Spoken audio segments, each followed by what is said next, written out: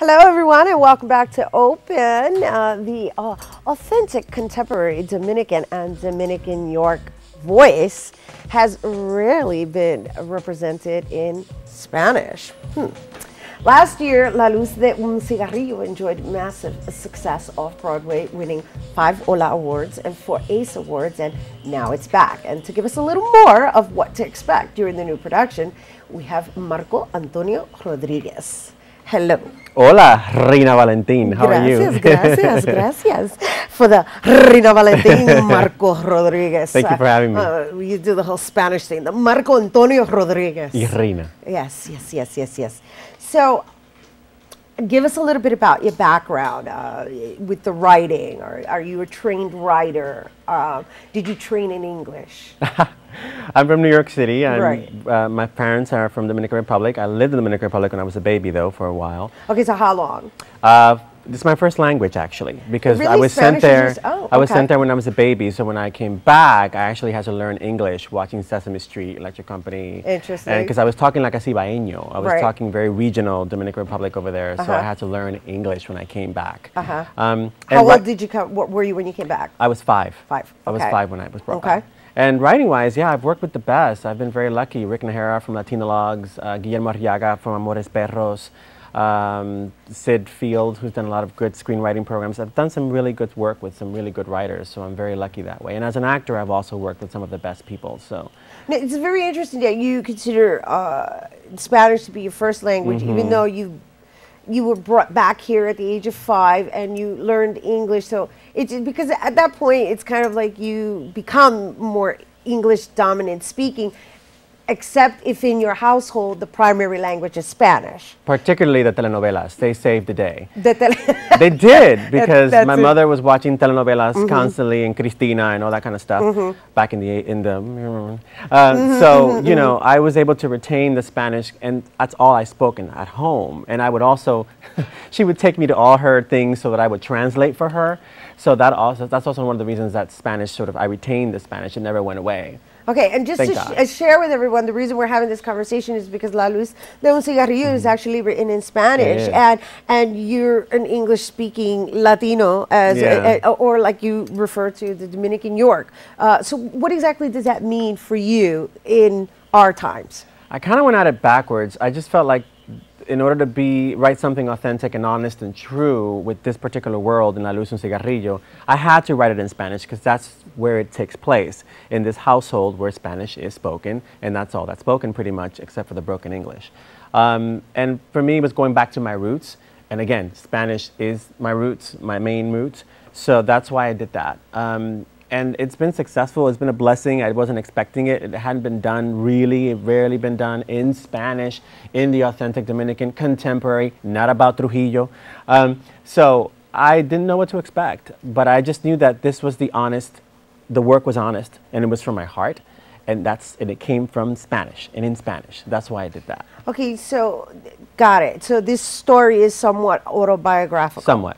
Okay. Yeah, I said somewhat. I didn't say it was autobiographical. I said somewhat, you know. But, well, you know, and what's really interesting is the title, La Luz de un Cigarrillo. Like, it kind of gives you the impression that the play itself revolves around a cigarette. And because it's La Luz de un Cigarrillo, but the character's name is Luz. Yeah. So can you just enlighten us a little bit about where that title came from? Look at you. Yeah, La Luz de un Cigarrillo, the light of a cigarette, is a metaphor in the play, but also a reference in the play to the character. And she's isolated, and she's slowly kind of burning away, but there's a lot of rage in her as well that comes out.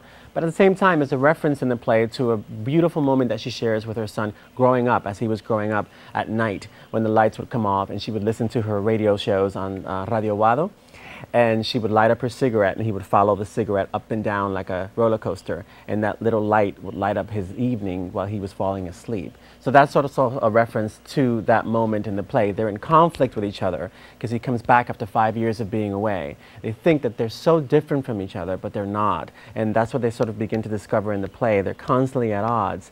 And one of the moments that brings them together is when he reminisces about seeing the light of the cigarette at night. before they went to bed. Well, look at you, Mr. Metaphor. How about that? I'll throw it back over. I know it sounds metaphoric. terrible, the mother smoking a cigarette around her child, but hey, it's very typical, it's particularly in the Latino culture. It's nothing. It definitely. We're talking real. I mean, today happens to be like we're talking about real people, real characters, and the work that's being actually shared with you guys is it depicts on real people and people that I think as Latinos are relatable.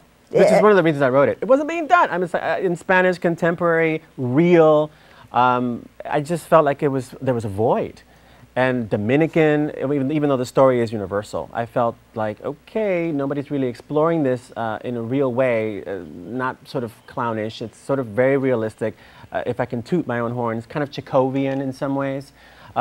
Because Chekhov did it in his day. Chekhov was sort of his contemporary in that time. So for me, it was important to show that. So folks can go to the theater. Folks that don't go to the theater can go and go, oh my goodness, it's like my family. And that's what sort of happened. Okay, so it's interesting. You referenced your work to Chekhov, and Chekhov He's was a big contemporary. influence. Right. Well, that's very interesting because he's a classic now. Obviously, he was contemporary back then, but he's a classic. Yeah. So, going back to like your thought process in writing this in Spanish, right? Because writing it in Spanish obviously means that you're catering to the Spanish-speaking audience. Now, what if you're not a Spanish speaker? You know, is it translated or? We got it covered. We got super titles. And the you do? super titles is where you're Nice. watching the show and you can look up and see what's going on in English, or what's being said rather. Like going to the opera in some ways. Sometimes the opera does it to the sides. We do it right center up above you so you can watch what's going on or see what's being said while you're watching what's going on. And we've had a lot of people from different countries come to see the show. People from the Middle East, people from Russia. I mean, and they're saying to me, that's my family. And that kind of threw me at first because I guess I was in my bubble. Right. And it threw me when I had people crying and I'm like, oh, I'm from, you know, Libya. I'm like, what? Oh, that's right. These are human beings. They're not just Dominican. So there's a lot of connection happening with these characters with folks from all over the world who have seen the show, which was a pleasant and lovely and wonderful surprise. That's nice. That's nice. So it's almost like inviting people to go see a foreign film Yeah. in play form. Exactly. Very nice. The set looks lovely, right? I've Yeah. seen images. Now that's very autobiographical. The set is, if you go to my place and then you go see the set, you'll kind of panic. Oh gosh, I feel like I'm on the set.